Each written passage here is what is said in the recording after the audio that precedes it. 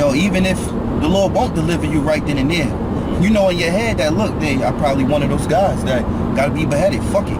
Get the fuck up out of here. You know what I mean? Let me finish this right quick. And it says, or did any abide in his fear and was forsaken, or whom did he ever despise that called upon him? Exactly, that called upon him, that called upon his name, man. Because when the righteous, the scriptures say that the Lord's ears are open unto the righteous and he hears their prayers, man. So if you're a righteous man and you doing what's good in the eyes of YAHAWASHI, he's not going to let you down, man. But you just got to make sure that you have that faith within you, you know what I'm saying, to endure. And that's what, by being built up in these scriptures, man.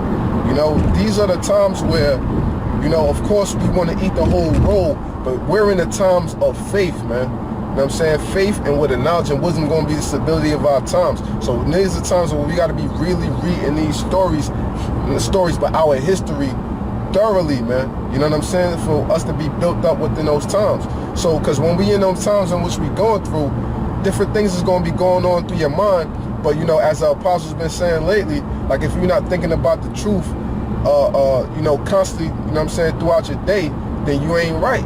So when these times come, what's supposed to spring into your mind? Are you supposed to have a doubt and just, oh, what am I going to do? What am I going to do? Nah, the scripture's supposed to pop into your head. The Lord supposed to pop into your head, man. That's why we building ourselves up for those times, man. And only by us being built up in the scriptures, you know what I'm saying, enough, and the Lord being within our minds is how we're going to get through these things. But if you're not studying enough, if you're not, you know what I'm saying, just trusting in the Lord enough, you know what I mean, going out on a limb, then the Lord is not going to be there for you to dwell up within your mind, and he's going to let Satan overcome you, man. Yeah, you know? Another thing too, like the Apostle Ricard, you know, pushing out of the camp. I saw the video on the street, and you know, urging brothers, you know, to pray. Praying is a big part of your faith, because you got to understand the act of actually just praying to the Lord is a big part of your faith. It's faith doing it. You ain't supposed to just pray unto the Lord when you get in some trouble. You know, when you happy, when you excited, when you even, as soon as you get the thought across your head, like, YAHAWASHI did that, you should just do a quick prayer. Always be praying, because praying is key right now in these ends, man. You know, you want to talk to the Lord as much as possible. You know, like Apostle DeBar said a long time ago on the old video, he said, you know, you build a relationship with the Lord when you pray. And you want to have that strong relationship with the Lord, because I know I do at the end. I want him to come quick. You know what I'm saying? I don't want these devils putting their hands on me, man. Nobody wants the devils to put their hands on you, but you know. And just to refer back to that story with Shadrach, Meshach, and Abednego, here it is. You know, Nebuchadnezzar wanted to put him through the fire. You know, he wanted them to pretty much fold and to put him in the fire, you know. But when he looked into the fire and seen the fire had no effect on Shadrach, Meshach, and Abednego, he said it looks like there's a fourth, and it looks like the Son of Man, and that was YAHAWASHI, because YAHAWASHI is the one that's going to deliver us from temptations. You know, YAHAWASHI is the one that's going to deliver us from that fire. YAHAWASHI. That proves the fact, the scripture, when the Lord said 2 or 3 gathered in my name, he in the midst of them. He was in the midst of them brothers. Word, man. You know, so it's heavy. Yeah. This is 1 Maccabees chapter 2 and 51. Call to remembrance what acts our fathers did in their time. So shall ye receive great honor and an everlasting name. Right, he said what? Call to remembrance what acts our fathers did in their time, so shall ye get honor and a great name. So what? The Maccabees, they was going through trouble. They was going through heavy battles at that time, you know, and stuff like that. So what did they do? They looked upon the times of old, the men of old that trusted in the Lord when they was going through situations. And they used those times as an example for them in their current fight in which they were facing. So we got to do the same thing as these times slowly approaches the times of Jacob's trouble, man. You know? It says, call to remembrance what acts our fathers did in their time. So shall ye receive great honor and an everlasting name. Was not Abraham found faithful in temptation? And it was imputed unto him for righteousness. Right, so And at that time, you know, Abraham just trusted in the Lord. You know what I'm saying? And the Lord wasn't dealing with too many people back then. But out of everybody he could have chose, he chose Abraham.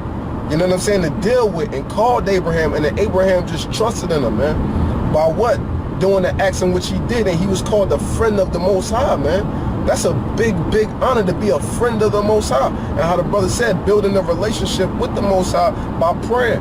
You know what I'm saying? You don't want to be a distant lover with the Most High. That's like you and your Eve in a house, y'all together, but y'all don't really communicate like that. Y'all don't really get it in like that, so on and so forth. You don't want to be distant lovers with the Lord, man. You want to be close to him, man. Like how the scriptures say, you know, with the prophecy of Benjamin, how he shall dwell between the Lord's shoulders. We want to dwell between the Lord's shoulders, be near and dear to the Lord's heart, man. You know? So, hey, man, these times is serious and it's key, you know, for praying for brothers to be built up in the spirit, man. You know, so we got to constantly think upon the times of old, man. You know? It says, verse 53, Joseph, in the time of his distress, kept the commandment and was made Lord of Egypt.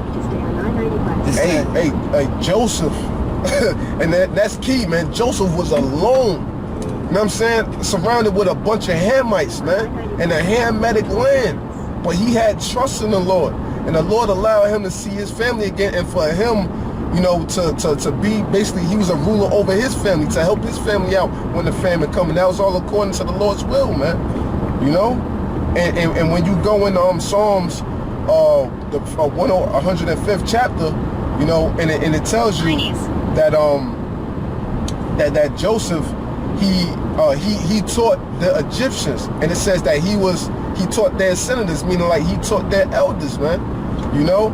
So he was going around doing all this and these different acts, all by what? But faith, man. You know? By faith. Man, look at the land we in now. A land full of heathens. You know what I'm saying? That took over our customs, that took over our nationality and have us on the bottom, man. So we got to have that faith of Joseph, even though we surrounded by these wolves, you know what I'm saying, and these damn heathens, and we got to have that eye of the tiger, that spirit of a lion within us, the spirit of YAHAWASHI, man. You know? And I like to make this point, you know, often, you know, because the time that we're approaching, you know, is going to be worse, you know, than any part of history. So we have to have that much more faith. And you look at the times of history, we were of a greater stature. You know, we was of a greater stature, and we were more manly, we had a stronger mind. But we're approaching times to where we got to have much more faith than we had in the ancient world, being in a more destitute body, you know, because the hell is going to be greater. You know, it's going to be worse than 70 AD. It's going to be worse than 70 AD, that's right. So, if you ain't of the elect, man, you're fucked, you know, like the Apostle Paul said. This is First Maccabees 2:54. Pines, our father in being zealous and fervent, obtained the covenant of an everlasting priesthood. YAHAWASHI, for fulfilling the word, was made a judge in Israel. Caleb, for bearing witness before the congregation, received the heritage of the land. David, for being merciful, possessed the throne of an everlasting kingdom. Elias, for being zealous and fervent for the law, was taken up into heaven. Ananias, Azarias, and Mazel, by believing, were saved out of the flame. Daniel, for his innocency, was delivered from the mouth of lions. And thus considered ye throughout all ages, that none that put their trust in him shall be overcome. Right, and all these different men that was mentioned in those scriptures, those are men of different time periods, different ages, man. So what now? We're in a different age that's never been seen before, you know? So just how the Lord did those things back then, he's going to do the same things now, man. You know, he said what? In King David, receive an everlasting throne, an everlasting kingdom, man. That's what we trying to inherit, man. You know, that everlasting kingdom, by standing up for the Lord against the evildoers, man. Not budging, having integrity about ourselves, man. not willing to bow down, you know what I'm saying, to Esau just to eat or just to feed our family, man. When we know that, you know, we're put in this position because what? It's the Lord's will, because we went off and now we trying to seek the Lord 10 times more. So we trying to do everything to please the Lord that much more so that we can be the apple of the Lord's eye and that he could look upon us with the light to be able to bring us into the kingdom once again, man. Even though our righteousness is as filthy rags, man. You know?